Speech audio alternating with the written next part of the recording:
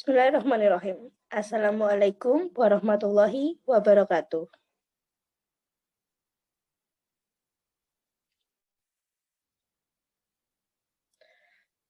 Perkenalkan, nama saya Agivianti Nur Anggraini, selaku moderator hari ini. Hari ini agenda kami adalah mendiskusikan tentang SPBE, yaitu Sistem Pemerintahan Berbasis Elektronik. Sebelumnya, perkenankan saya untuk memperkenalkan teman-teman saya yang lainnya. Bisa dimulai dengan Mbak Devita. Monggo, silakan. Terima kasih Mbak Agi. Perkenalkan, saya Devita Chandrasari, berprofesi sebagai bidan di RSUD Campur Darat Kabupaten Tulungagung. Boleh dilanjutkan dengan Mbak Mega, silakan. Terima kasih Mbak Akif. Perkenalkan, saya Mega Kusuma Campurwantari. Saya berprofesi sebagai perawat. Saya bekerja di instansi RSUD Campur Darat Tulungagung. Boleh dilanjutkan oleh Mbak Nani. Terima kasih. Perkenalkan, saya Nani Widiawati dari Rumah Sakit Campur Darat Kabupaten Tulungagung, profesi sebagai perawat. Dari yang terakhir bisa dilanjutkan oleh Mbak Balun.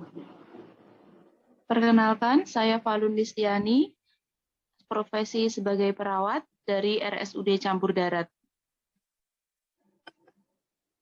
Baik, saya sudah memperkenalkan semua teman-teman saya. Hari ini kami akan berdiskusi tentang SPBE dan saya akan menjelaskan sedikit tentang SPBE. SPBE merupakan singkatan dari Sistem Pemerintahan Berbasis Elektronik. Sistem pemerintahan berbasis elektronik adalah penyelenggaraan pemerintahan yang memanfaatkan teknologi informasi dan komunikasi untuk memberikan layanan kepada pengguna SPBE.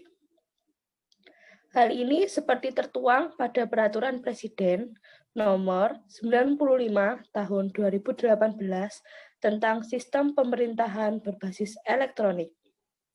SPBE ditujukan untuk mewujudkan tata kelola pemerintahan yang bersih, efektif, transparan, dan akuntabel, serta pelayanan publik yang berkualitas dan terpercaya.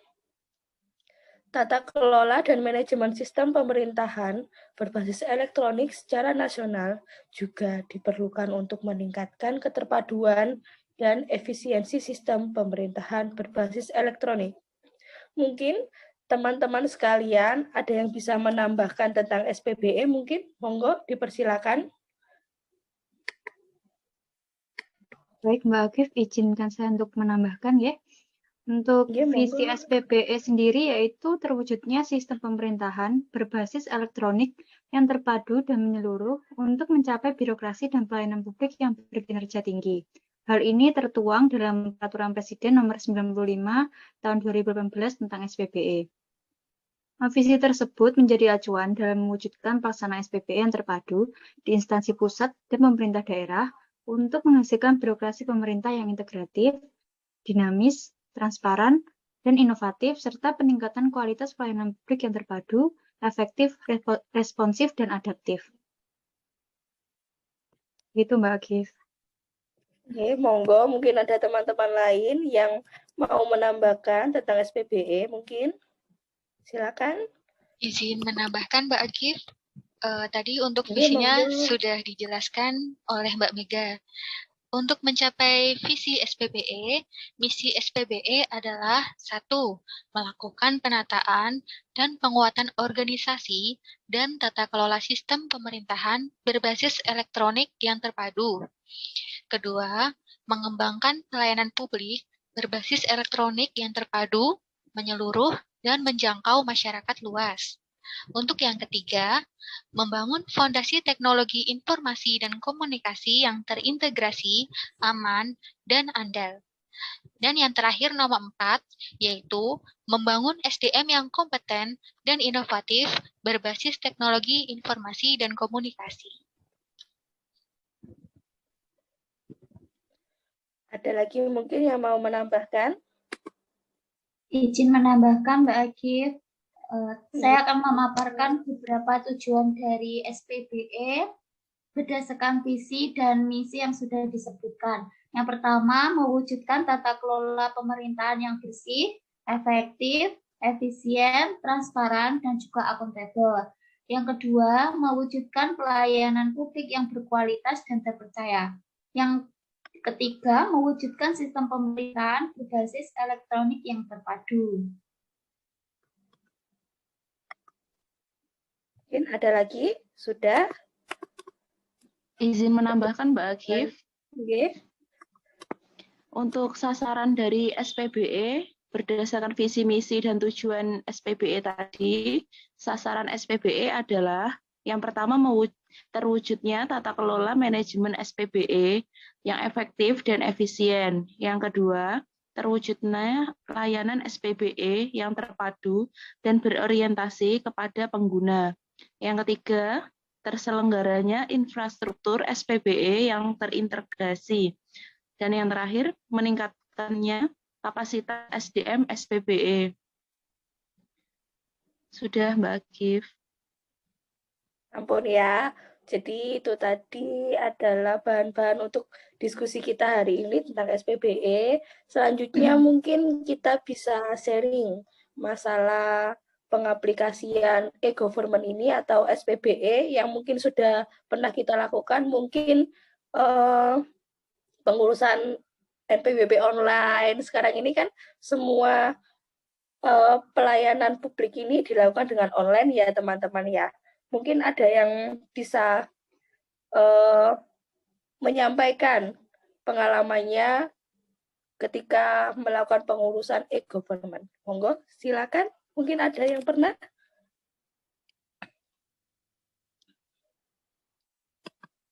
Mungkin dimulai dari Mbak Devita. Mbak Devita Ya, Mbak atau Mega, monggo.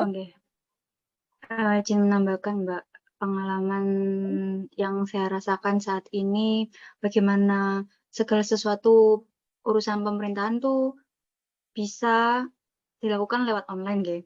Seperti contohnya pelayanan KTP online. Jadi saya dulu memperbarui KTP itu secara online. Jadi pelayanan KTP online ini tidak hanya untuk orang yang ingin membuat KTP baru, tapi juga perpanjangan bisa lewat online.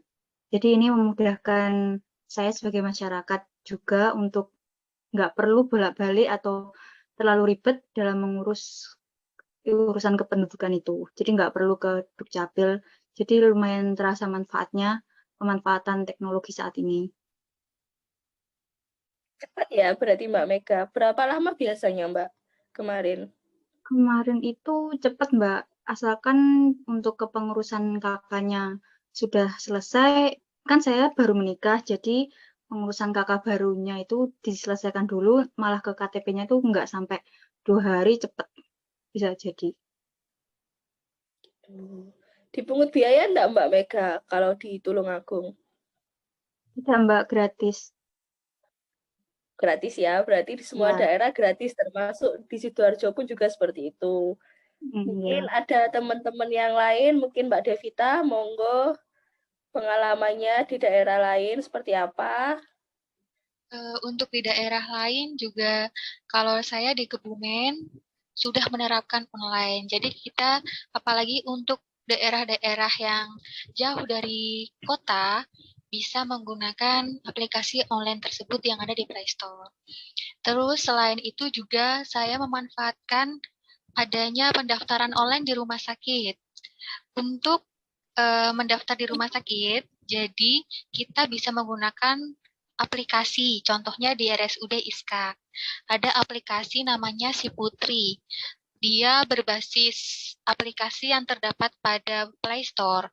Nah, di situ kita bisa mendaftarkan diri kita ke aplikasi tersebut untuk periksa ke rumah sakit tanpa antri, seperti itu. Itu di Rumah Sakit ISKA Tulungagung ya Mbak Devita ya? Iya, di RSUD ISKA. Kemungkinan di rumah sakit lain juga sudah ada pendaftaran online untuk pasien ya Mbak ya? Untuk memudahkan pasien yang lainnya juga. Ya, sudah ada, Mbak. Jadi sekarang untuk di era yang berbasis teknologi ini, semuanya serba online dan itu juga memudahkan masyarakat. Tuh. Mungkin Mbak Nani bisa menyampaikan pengalamannya mungkin. Monggo, silakan. Baik, untuk pengalaman saya sendiri, kemarin melakukan pendaftaran BPJS online di aplikasi JKN Mobile. Tapi berhubung sebenarnya sebelum pandemi kemarin, dari pihak kantor belum menerapkan BPJS pendaftaran online, ya. Tapi karena masa pandemi, saya kan kemarin sempat ke kantor dan harus mendaftarkan secara online semuanya selama pandemi berbasis online, tidak menerima yang secara manual langsung ke kantor. Untuk kendalanya sendiri kemarin itu sudah daftar dan di tengah-tengah pendaftaran itu tiba-tiba aplikasinya tidak bisa digunakan. Nggak tahu kenapa, apa error apa gimana, nggak bisa. Dan saya masnya udah menyerah, nggak berusaha lagi buat daftar.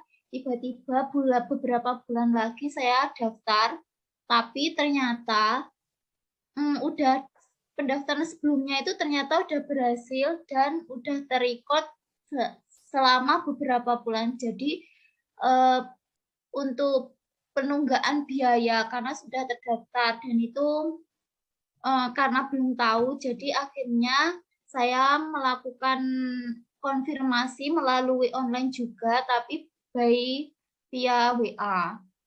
Untuk sebenarnya untuk aksesnya mudah untuk kalangan-kalangan muda di zaman sekarang, tapi mungkin karena penggunanya banyak sehingga terkendala di aplikasinya. Seperti itu.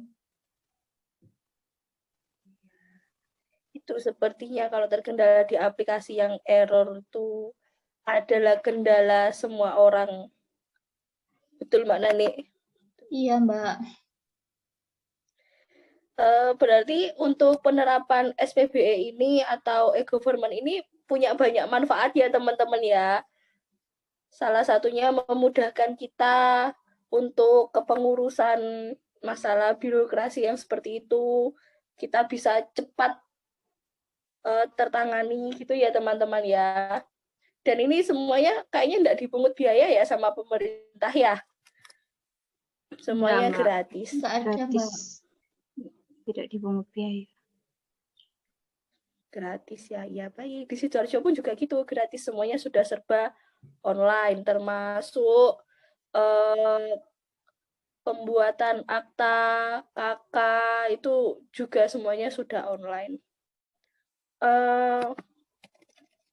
Selanjutnya mungkin kalau seperti ini kan untuk e-government ini kan harus menggunakan pemanfaatan IT ya kan, didukung dengan IT yang bagus gitu ya teman-teman ya. Kira-kira kalau kita ya sebagai generasi muda untuk penggunaan IT ini kan mudah sekali ya. Kita melek IT, tapi menurut teman-teman gimana kalau di Tulungagung ini yang notabene bukan kota besar seperti Surabaya atau Sidoarjo itu yang masyarakatnya sudah melek IT, untuk Tulungagung itu seperti apa teman-teman?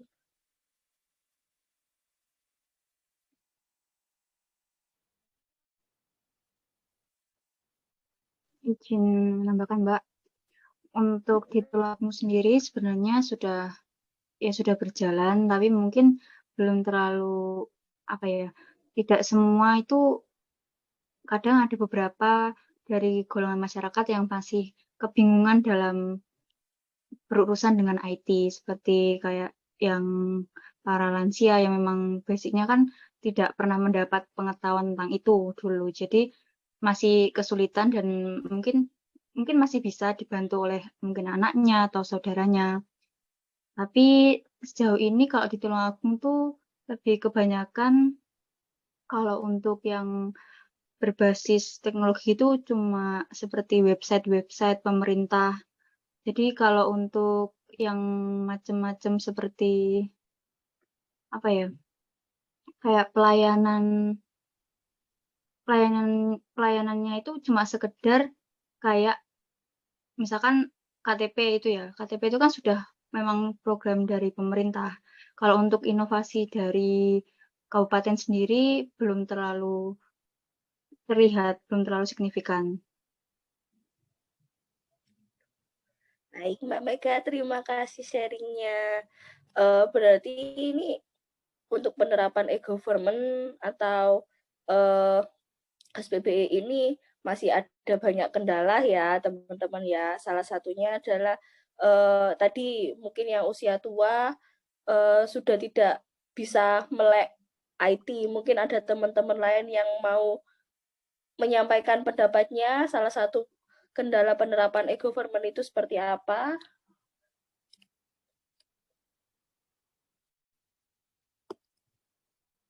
Mungkin Mbak Devita? Baik, Mbak, terima kasih. Untuk kendala penerapan e-government sendiri mungkin di Tulungagung salah satunya yaitu selain dari mungkin yang lanjut usia kesulitan, selain itu juga untuk akses internetnya, Mbak. Begitu, karena kan Tulungagung sendiri ada yang daerah pegunungan, ada yang mungkin pantai, dan di situ tuh untuk sinyal atau jaringan internet kurang stabil, seperti itu, Mbak. Itu ya teman-teman ya. Mungkin ada teman-teman lain yang mau menambahkan, mungkin kayak misal di sana pernah dengar kasus-kasus yang datanya di pemerintahan itu dihack oleh orang lain, akhirnya data-data warganya itu tersebar. Mungkin ada yang seperti itu enggak, Mbak? Di Tulungagung? Bukan nggak ada ya? Untuk saat ini sih, alhamdulillah nggak ada, Mbak, dan jangan sampai ada. Seperti itu. Dan untuk sejauh ini mungkin dari pemerintah sedang memberlakukan upaya-upaya yang ada untuk membuat pemerintahan yang berbasis teknologi ini. Seperti itu. Memperkuat jaringan keamanan IT ya teman-teman ya, berarti. Oke, mungkin ada yang mau disampaikan lagi terkait diskusi kita hari ini tentang SPBE? Ada yang mau menambahkan?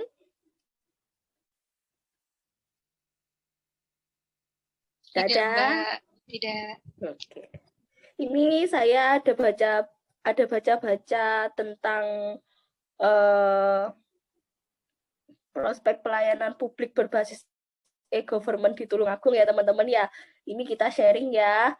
Ini salah satu kendala penerapan e-government yang ada di Tulungagung itu salah satunya adalah culture berbagi belum ada. Lalu ada culture pendokumentasian itu juga kadang masih belum lazim, masih susah, masih pakai penerapan IT yang lama, terus ada SDM-nya yang belum memadai, mungkin tingkat pendidikan di Tulungagung itu masyarakatnya masih belum merata. Terus ada faktor keamanan dan kerahasiaan data dan infrastruktur yang belum memadai dan mungkin termasuk untuk menunjang e-government ini infrastrukturnya terlalu mahal. Jadi mungkin kita bisa akhiri diskusi kita hari ini ya. Untuk kesimpulannya ada diskusi hari ini itu adalah satu perkembangan dan pemanfaatan telematika di Kabupaten Tulungagung ini masih jauh dari kondisi ideal untuk mendukung kebijakan e-government. 2. Sikap dan akses birokrasi dan pemerintah daerah Kabupaten Tulungagung dapat menerima pemanfaatan telematika dalam sistem pemerintahan kebijakan e-government. Yang ketiga, dari hasil penelitian ini dapat disimpulkan, percaya dari hasil diskusi ini dapat disimpulkan bahwa birokrat dan pemerintahan daerah Kabupaten Tulungagung ini mungkin termasuk belum siap untuk menjalankan e-government karena salah satunya tadi SDM-nya belum handal, terus infrastrukturnya yang belum memadai, dan banyak hal lainnya lagi yang mungkin Tulungagung juga belum siap, tapi kayaknya enggak Tulungagung aja ya teman-teman ya, mungkin masih banyak kota-kota lain yang juga masih belum siap untuk menerapkan e-government ini. Gitu, ada yang mau nambahkan? Tidak? Kita sudah selesai? Cukup, Mbak. Cukup, Mbak. Cukup.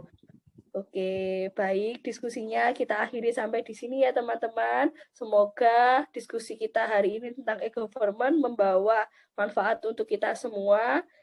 Kita bukan saling menggurui, tapi saling berbagi pengalaman dan informasi tentang e-government ini. Mungkin ke depannya kita bisa menjalankannya dengan baik. Jadi, kita akhiri diskusi kita hari ini. Wassalamualaikum warahmatullahi wabarakatuh. Waalaikumsalam warahmatullahi wabarakatuh.